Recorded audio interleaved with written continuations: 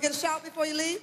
Ram fam, Romayne. Hello everyone, how you doing? Welcome back to Storytime with Romayne, bro. Your host here at one of Ram Fam's East Coast headquarters. The first episode was really like an introduction, just because, like I was telling you guys, I just want to really speak from here,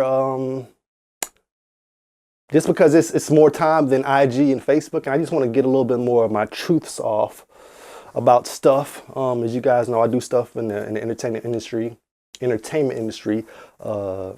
front and behind the cameras. I love it.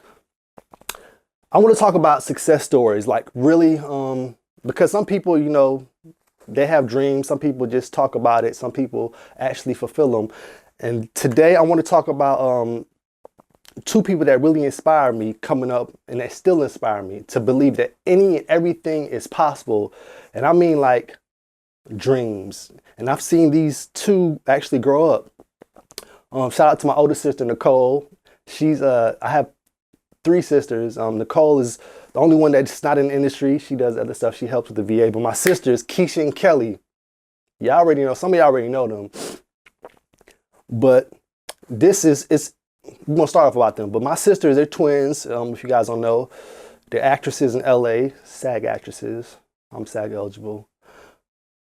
I'm gonna get it soon. It's just that I'm iffy about shit like that. That's another subject. But my sisters, Keisha and Kelly, they're like a year and a half younger than me, right? They're twins, do stuff in California as far as acting and modeling. How do I go about it? They're so talented. They sing and dance, but let me explain why they're all right. So as I was growing up, a little rewind back. So you guys remember MC Hammer, right? In the 90s. Some of you guys don't know, but this nigga was a legendary performer, rapper. When I was like 5 or 6, 7, I remember in the 90s, my parents' friends had an extra ticket, right? And I was a fan of MC Hammer growing up. Michael Jackson, of course, LL Cool J, a lot of them. And they had a spare ticket for me in Biloxi, Mississippi, where I was born. So I went to the concert, yo. That changed my life. That really initially changed my life, to know that anything is possible. As far as first, knowing that you can actually, like, you know, a fan of somebody. Like today, say you're a fan of Chris Brown, you know, you can actually go to his concert after a while. Obviously, you're 5, 6, you have no clue. But the fact that I was, say, months before seeing this MC Hammer on TV, then next thing you know, I'm at his concert, and Mr. Kevin, Miss Stacy's husband, who took me, he put me on the shoulder. And you gotta appreciate people and memories and good stuff people do, because it changed your life. You know what I'm saying? That's one of the reasons I'm telling this. But that changed my life, seeing MC Hammer. As you guys know, he had dancers, the whole nine. So that just changed my life as far as entertainment, yo. Like an entertainer. Some of these rappers are just, or even singers are just boring on stage, whatever. But that's I'm gonna start off with that. That changed my life. Let me know that anything is possible. Seeing this dude live, like, you know what I'm saying? It changed my life. Sorry about that. But going to Keisha and Kelly. So I don't know why they might have been 4 or 3. Like I said, they've been a year and a half younger than me. So I don't know. Obviously, they had an extra ticket. They didn't go. I went. Years later. So family, right? Family time. I love my family. Shout out to both sides, Ram Danny's and everyone, Velasquez. We were in Florida one time, and this is how we were able to find people's talent, their niche and stuff, and just telling every family just to look out for, you know, anyone and what they have, and just push them to pursue their dreams, whatever it is may be that's positive, right? That you can really see, you know, like, oh snap, this. He can paint, or this one, they're very good at talking, you know what I'm saying? Or whatever the case may be. But we ended up having a little talent show, family talent show in Florida. Shout out to my whole family. I think we went to Disney World. So one of the times we had like a family talent show. Me, my cousin Naquan, and my other cousin, I think it was Mikey. We did some stupid BS acrobatic stuff. So check this out. Keisha and Kelly came up, right? The whole family doesn't know. And Keisha and Kelly were real more quiet at this time. They end up singing like I think it's Escape or SWV song, and they're just going back and forth singing. And we were just in shock because they were harmonizing, right? And this is the time Keisha and Kelly might have been 9 or 10. I don't even. They were younger than, yeah, around that age. But yeah, that really just like put a spark in my parents specifically. Obviously the whole family too, but because, you know, some twins, you guys know, they're more isolated than anything, because obviously I think I'm not a twin, but you know, people look at them like they're mysterious figures or whatnot. I can understand, but so they saying, and that intrigued my mom and dad. My mom and dad were the ones that were like, eventually down, I don't know how long it took, or what happened, but that ended up tricking Keisha and Kelly, my mom, and that started putting them into a female music group. So then being Keisha and Kelly, they ended up finding like another girl around our way and another girl, and they formed a group, yo. Within a year or two after that, because that, like I said, my parents and I, we didn't hear they could sing. When we started to go forward more, as far as everyone could do stuff, right? Keisha and Kelly ended up being in a group called Enhance, right? From like I was in ninth grade, yo. That's what I'm saying. Like my whole ever since then, from even before then, I knew things were possible. Let me get to this main part. Two specific parts about success, and it's like people going from nothing to something. So my sister did a talent show ninth grade, ended up being in a group. Say they're 12, 13, right? Ended up being in a group for a couple years, and you guys know some people ain't about that life. So the ended up being from 4 girls to 3 for a while. Enhanced, you guys know them in Mississippi. They actually had their stuff on the radio down there. Shout out to a lot of people that helped. Rick Mason, DJ Silk in Georgia. They actually put our stuff on the radio. Independent artists for the first time, in like the 2000s, man.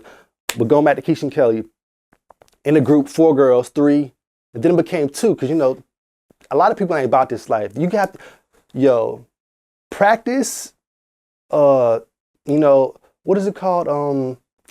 Artist development. A lot of people, Keisha and Kelly and myself, we went through Marvelous, what's his Marvelous Marv? If you guys look at Marvelous Marv or something like that. Marvelous something in Atlanta. He was artist development. He helped with a lot of people with Sammy, TLC group, 808. And artist development is something that a lot of people really got to get back into. Here we go. This is how I know like anything is possible. So Keisha and Kelly in the group, right? I'm in ninth grade. This is kind of, okay, so this happened first. One of the first things happened. Keisha and Kelly, they're in a group of 3 girls, right? Before it was just them. So we met this guy named Rick Mason in Mississippi. He ended up being a DJ on the radio. I forgot how we met that guy. But he liked my sister and stuff in their group, so built a bond with him. We started doing shows with him. One of the first shows Keisha and Kelly ever opened up for was Genuine. When he first came out, I think it was 100% Genuine. It wasn't The Bachelor, that was his first album, but it was 100% Genuine. And let me tell y'all, that was another thing to let me know, anything is possible. So we're at this venue. I'm trying to speed up everything because now from Keisha and Kelly being in a group, a couple years gone by, they practice getting better, whatever. Rick Mason is one of their helpers to get them to do shows or whatnot. We're at this venue, right? I'm seeing, this is before the show coming, a van pull up, whatever. I see fucking Genuine with a mink coat come out with his entourage and stuff. They eating. My sisters and their group member, they end up going meet him and just exchanging words. I'm over there just in awe. And this is Genuine, yo. I'm in ninth grade. This is 2001 maybe. So this nigga really first came out. So that's another thing to let me know that anything is possible. Then, as you know, Keisha and Kelly opened up for Genuine, performed, and they kept doing their stuff. So then after that, I'm gonna fast forward a little bit more. So they're in the group. 3 girls, end up being, after a couple years go by, like I said, this is ninth grade. By 11th, 12th grade, this is when I knew things was, so that was really a spark. Because back when Genuine opened, going back to school, everyone's talking, was that the real Genuine Randy Rowe? Was that, yeah, because some people, especially in the South, they don't believe a lot of stuff, especially when it's not one-on-one. But yeah, so they did that. So opened up for major artists, right? And started doing a little bit more stuff there. We moved to Atlanta, Georgia, because Keisha and Kelly and myself, we always was doing this music stuff. I was helping them behind the scenes with stuff. We ended up moving to Georgia a couple years later. My dad got stationed in Georgia from Mississippi in the military. It was a blessing. We really don't want to move to many places, but obviously places to help your family. Atlanta is a black mecca, right? So, of course, our parents wanted us to go down there.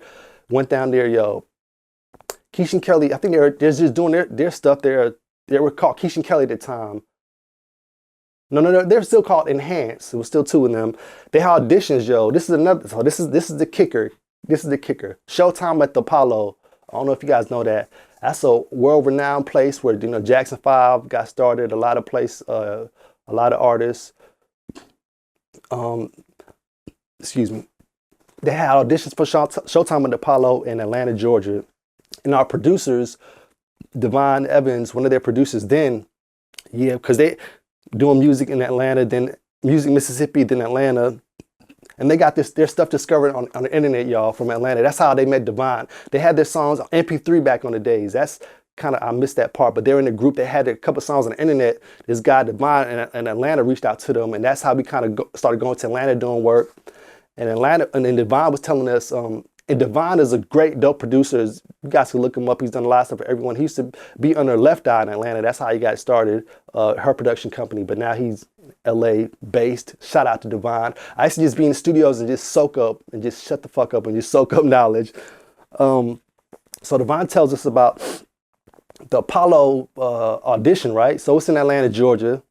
And back in this time, me and Keisha Kelly used to be doing stuff around the city. We used to go around and do a lot of cover songs, Keisha Kelly specifically. Me, depending on where I'm at, I used to be hype man, the intro show, because, you know, a lot of venues we used to do like stuff at Young Jeezy's Club in Warner Robins, Georgia, with G Money back then. Like, we used to really do a lot of stuff with rappers. Pastor Troy opened up for T.I. in high school and stuff like that back in the, so this is after what I'm about the Showtime, but Showtime at Apollo, you guys. So I remember, so around this time, I remember seeing Showtime at Apollo on Saturdays, right? You know, hosted by Sinbad, Steve Harvey. And this is what I'm telling you guys, or just tell a friend about visualization. You guys know the secret, all that. It really is. And we really didn't know about things coming to fruition back then, not so much, but it actually was. And I'm glad that we're still in that motion. But we used to always watch that. I used to always be intrigued with everything. So here I am, Keisha and Kelly auditioning, y'all. So they did the cover song was Alicia Keys' A Woman's Worth. And normally when that song starts, it's like an 8-bar intro. And even in high school, different places in Atlanta, I would perform with them. And I have like an 8-bar verse just to hype the crowd of a mixture of R&B, hip hop.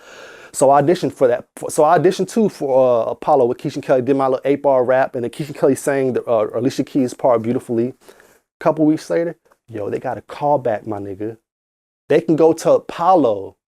They're in Atlanta, Georgia. You can go audition in Atlanta, Georgia. We going to Apollo, but the thing is, it's a cover song. So let's say the song is 3 minutes. When you perform there, it has to be cut down to 2 minutes. So they can only perform a verse and a hook, which means I can't perform my rap that I auditioned for to actually go there with them.